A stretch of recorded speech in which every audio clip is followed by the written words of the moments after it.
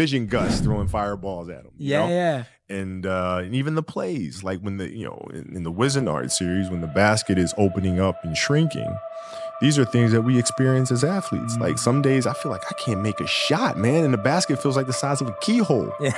You know, and other days it looks like a swimming pool. Yeah. You know, yeah, that's magic. And so we root our magic in reality so that when kids experience these things, particularly the failure side of it, they can connect it to one of our stories and say, okay, I've seen this before. I know how to deal with this. Yeah, that's beautiful, man. I love that. That analogy of like feeling the basket bigger or smaller, and like being able to vision that. I can vision it right now. Like, yeah, you're so right. Like some days it looks huge, and I love that. That's such a great way of thinking about it. And I guess so much of this is from your real life vision. Oh yeah.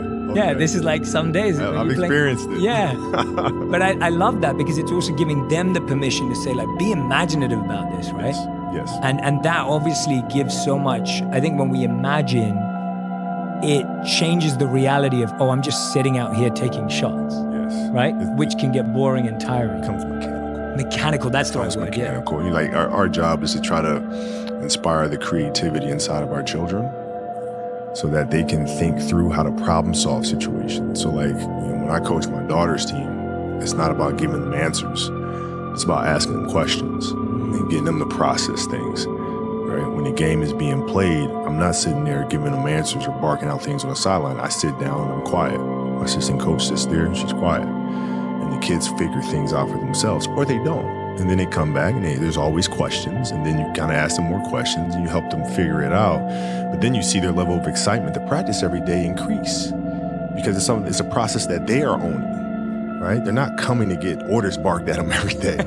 They're coming for kind of their personal quest to get better. Yeah. And how do your daughters feel about you coaching? I guess that style makes them feel comfortable, but how have you been able to manage that with the pressure of you being there? No, it's no pressure because, it's their process to own. Like I have knowledge, information that I've gained, through playing. So like the little details of things I can teach at a high level. But ultimately it's them. Yeah, you seem very still and detached about it. Yeah. Like, I mean, it's the kids love playing basketball, and so that's the anchor of it all. They come and they play and they learn and they have fun, and they compete, and they challenge themselves and one another, and they just get better every day. Yeah. How have you seen that with Legacy and the Queen? You chose tennis. Yeah. Like what was the choice of sports about? I'm intrigued by that. Yeah. Why tennis? Yeah. So like the first novel we did was the Wizard series. It was important for that to be basketball because I wanted the first story to be one of empathy and compassion. And in team sports, if you don't have that, you can't win. Right. And so it was important to tell the tale of a basketball team dealing with their own personal fears and have those fears and insecurities lead to empathy and compassion for others.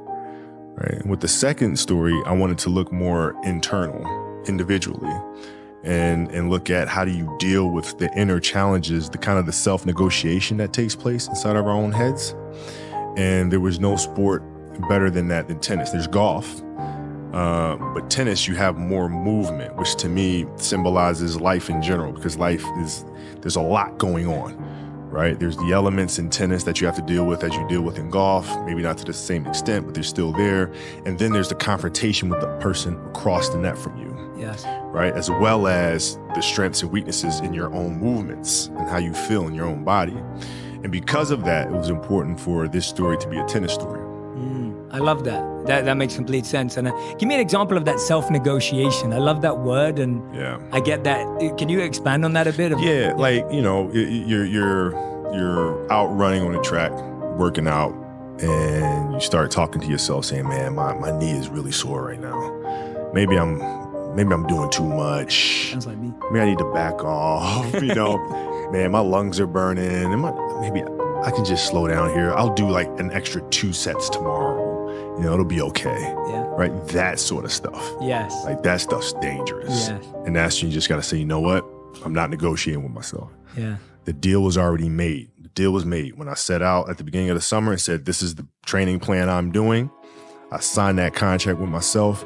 I'm doing it. Throughout that process, you'll start talking to yourself like, man, I think I need to, maybe if we, nope, No, this is non-negotiable. Yeah, non-negotiable. Yeah. I love that. And for you, empathy and compassion were things that you'd been through. Like that was personally inspired work. Yeah. When did it come to your awareness that empathy was something missing for you and that you wanted to develop it?